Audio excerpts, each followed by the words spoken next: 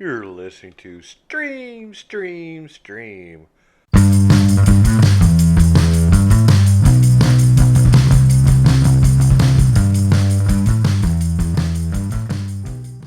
Hello, welcome to the podcast. I am here with Andrew Gibson. What's happening, Chris? Oh, not much. So, we're here to talk about your new movie, but let's talk about you first. All right. Before anybody watches your movie or anything, what do we need to know about you? Oh, geez. I grew up in Maine, and then I went to school at University of New Hampshire. And that's where I met my co-writer, Chris Tobin, and our executive producer, Mike List. When we were there, we were making short films and some music videos and stuff like that. And then I moved to Allston, Massachusetts, which is a little neighborhood in Boston. And once I got there, I was really kind of blown away by the underground rock and roll scene, the punk rock scene there. Yeah. So I started making music videos for a lot of the local bands and working with this music blog called Allston Pudding. And it was kind of around that time, being around that scene, that me and Chris and Mike started kind of coming up with the idea for Gutterbug. Okay. So, have you always been interested in movies or directing movies, or you just kind of jumped into it? I think over the last few years, I've definitely become more interested in it. I think growing up, I really liked watching movies, of course, but I think music videos, like I used to love watching MTV, like TRL. I would watch that like after school with my sisters, and I always loved watching those music videos. And then also like MTV Jackass. I think that was I love that show, and I used to make like stupid videos with my friends, like just daring each other to, eat a stick of butter or roll down a hill in a trash can or something like that. Yeah, I might have done the same thing a time or two. Yeah. I'm not gonna go into that. Yeah. So, you did music videos for local acts and everything, but before the film, what else have you did film-wise? You said short films, correct? Yeah, I mean it was. I did a couple of short films and like YouTube sketches and that kind of stuff, but a lot of the music videos are some of my favorite ones. Myself and the band would try to have like kind of a narrative arc, so the music videos were almost more like short films and kind of a way to try to start, working on more narrative stuff and storytelling and that kind of stuff. And then we did a short film for Gutterbug, was like a proper, 3-minute short film, and then moved on to the feature from there. So most of the film stuff that I was doing was all music videos, but there was some narrative and some stories weaved into the music videos.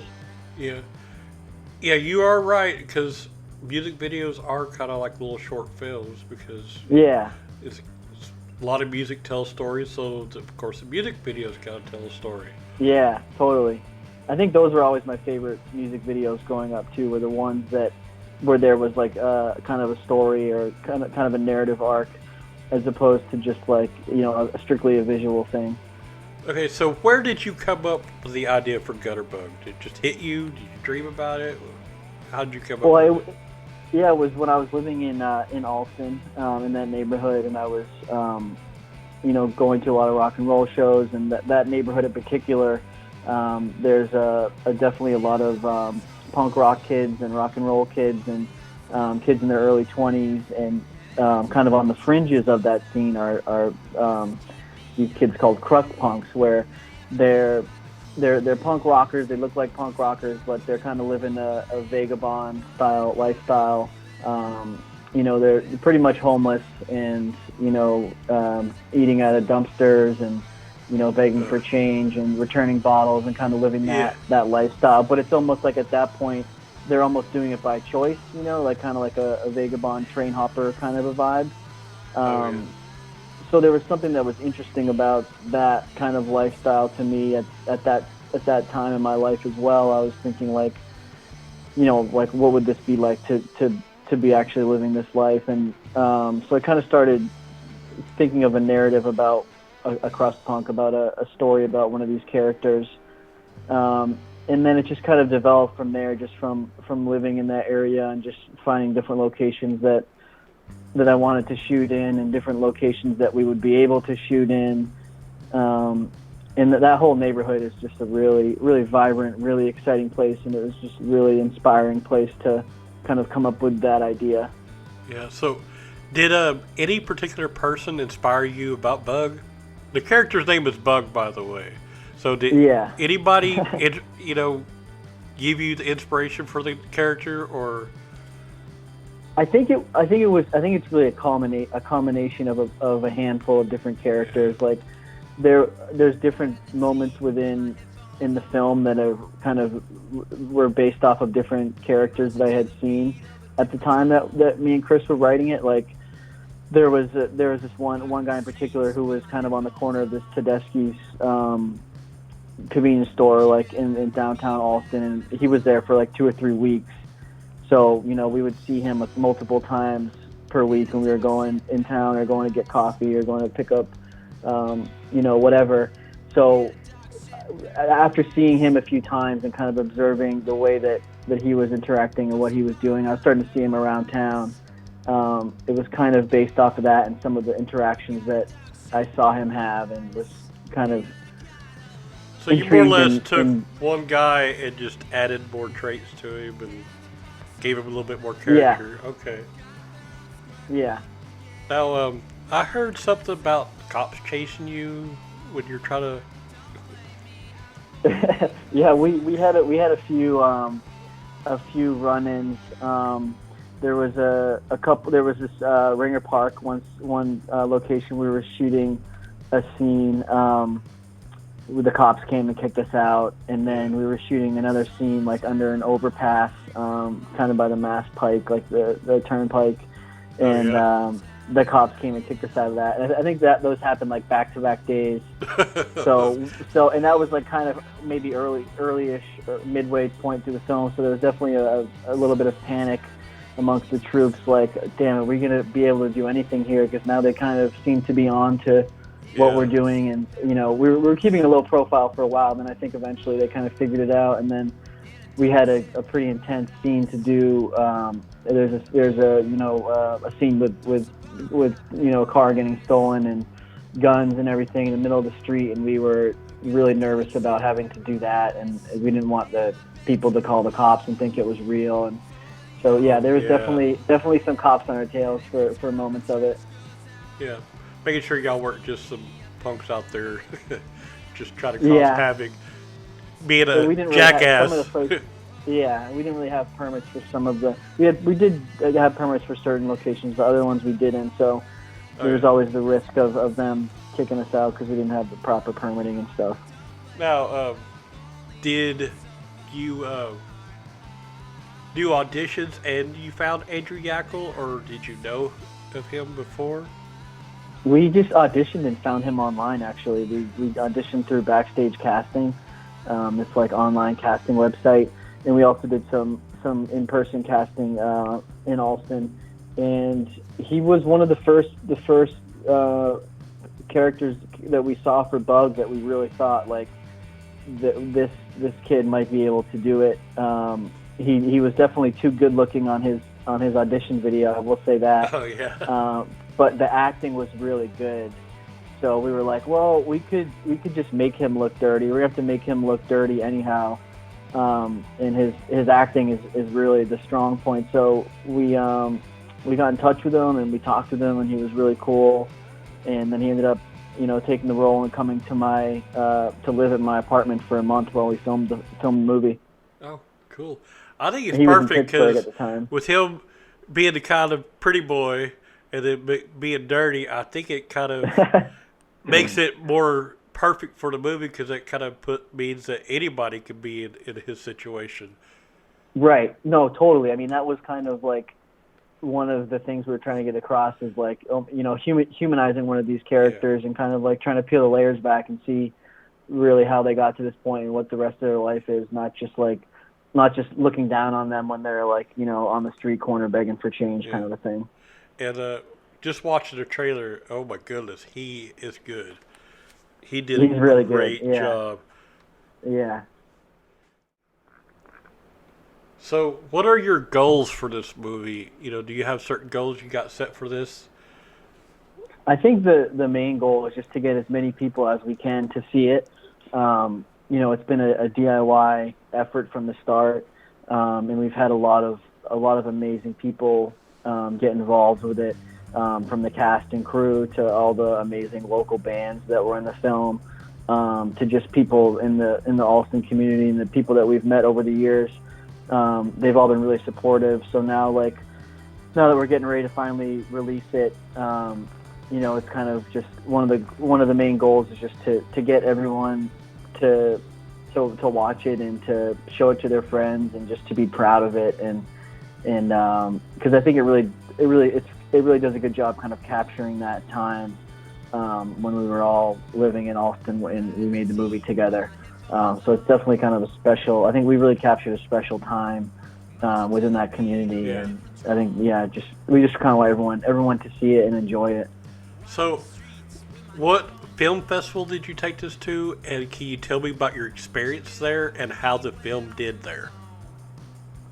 Yeah, the first festival that we screened at was IFFB in Boston, and that's a really amazing festival in Boston.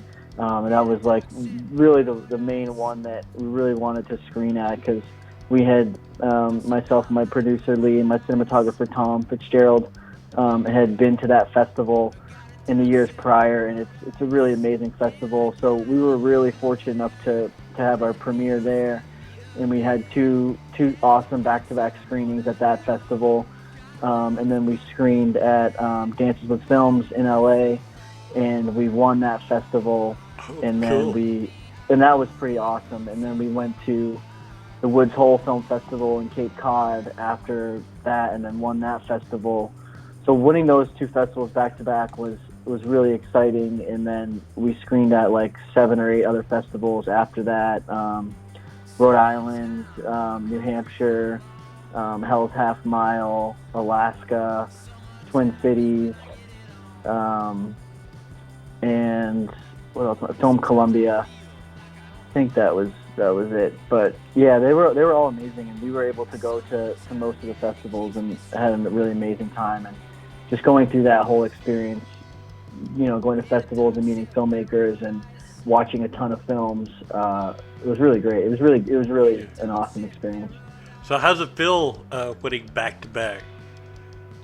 It was awesome.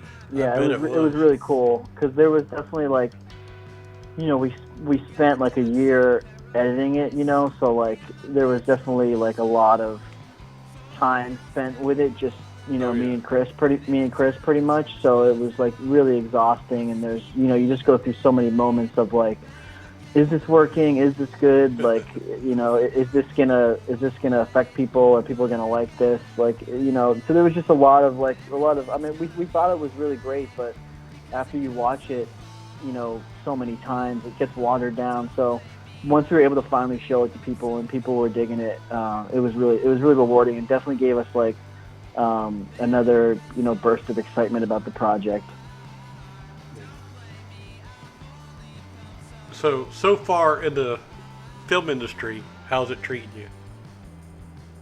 It's been good. I mean, it's definitely been a big learning experience. This is our first movie, and just going through all the different steps and phases of it, like from writing it to producing it to editing it to now distributing it and getting out to the world. Like, each step is so nuanced, and there's so many little details along the way for each step that we really all learned a lot. Like, everyone in our team was really hustling, and we did a lot of the work ourselves. So having to kind of go through that whole process from start to finish was really a great learning experience. And I think we're all really excited to take that learning experience and make another one and do that one even better, and just keep getting better with each one that we do.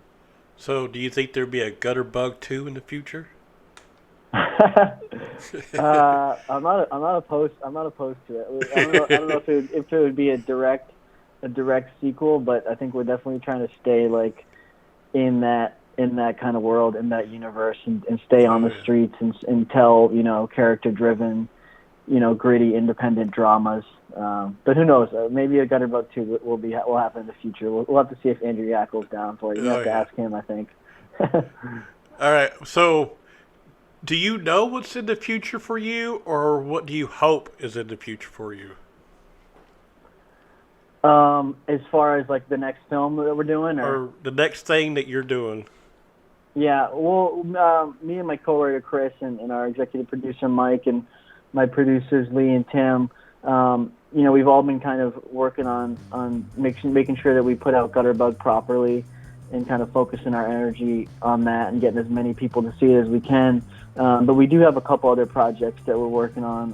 One that we're really excited about that we've kind of been toying with for a little while, but kind of waiting till this kind of got put in the right space in the right position and was released, and then going to kind of move on to that next one. So yeah, we do have some stuff that we're looking forward to next. Yeah, sounds like you got a great mindset. Gutterbug first, you know, kind of thinking about stuff in the back of your head, and then once Gutterbug is out, then maybe toy around with everything else. That sounds great. Yeah, I can't wait to watch it. It's kind of cool. Where am I going to be able to find Gutterbug on Tuesday, August 11th? Yeah, it's going to be on Apple TV, Amazon Prime, Vudu, Tubi, Xbox, Redbox. It's going to be on a handful of different platforms, the Pirate Bay, hopefully. Yeah. I almost forgot to ask that because I was looking and I couldn't figure out where it was going to be at, so I was hoping you did. I figured you did, but all right. Well, is there anything we might be missing out? Anything I guess. Say? Well, I think one element that is pretty cool about the film. That's one of the things that we're the most proud of is the music that we have in it. We have these awesome Alston bands in the film. Nice Guys have a couple songs in the film, and a couple they also appear in the film. Beef is a really awesome band that's also in the film, and they have this really incredible lead singer, Perry Eaton, who's a really great humanitarian for the community. And then this band Black Beach is also in the film, and their bass player, Ben Sameta, also has a cameo in one of the scenes. And then Pink Suds is in it, Cult Fiction's in it, Gorilla Talk is in it. So it's a really awesome soundtrack with a lot of our friends. So that was cool. And Ben Berners-Lee did the score. Sarah Greenwell did a song. So I think that after people watch it, they should go seek out all those different musicians and go find their stuff, because there's a lot of really good stuff out there by them. Sounds like the movie is nothing but music. Yeah, there's a lot of music in it. There's just a little bit. Yeah. Yeah. So, did you have fun during this whole time doing this movie? Did I have fun? Oh yeah, did you have fun? Yeah, it's been really fun. I mean, there's been a lot of different stages and different moments of fun and excitement and stress and all that stuff rolled into one. So the whole experience has been really incredible. All right, can you tell me one story about the whole time that's most memorable to you about making this movie? Nothing about the movie, but the best time you had making this movie. Yeah, I think the best time was after we had a really, really long, stressful day. Our crafty guy, Tyler Loring, this really incredible cook and just really a great guy all around. He came through with his famous strawberry cheesecake. I know. Yeah. My mouth is watering. Thank you. Yeah. I'm a big strawberry cheesecake guy. Oh, yeah. Little scoop of vanilla ice cream. Well, yeah. So that was kind of like the big one of the big moments. And he's also makes a really, really good strawberry cheesecake. So that was kind of like extra. Really kind of sealed the deal for us. So that was definitely a highlight after a long day on set. Okay, so how do I find this guy and this cheesecake? Just kidding. But all right. Well, I'm glad that you came on and talked to me. This was Andrew Gibson. Where do we find your information? Like, how do we find you? Website, IMDb. Working on the website. It's on my to-do list, so hopefully that'll be up soon. Andrew Yak will get him to help you out. Yeah, he's a web design whiz. Oh, you are on Facebook, right? I am not, but the movie is, though. That's what I meant. The movie has a Facebook page. What is the link to that? Gutterbug movie. Gutterbug movie. Yeah, also on Instagram, too. Gutterbug movie on Instagram. All right. Well, cool. Thanks, Chris. I appreciate it, man. It was good chatting with you. Good chat with you. You stay on. And everybody else, enjoy the movie Tuesday, August 11th. Prime Video, Apple TV, just a bunch of them. So you could probably find it really easy. You're probably already subscribed to it. So check it out.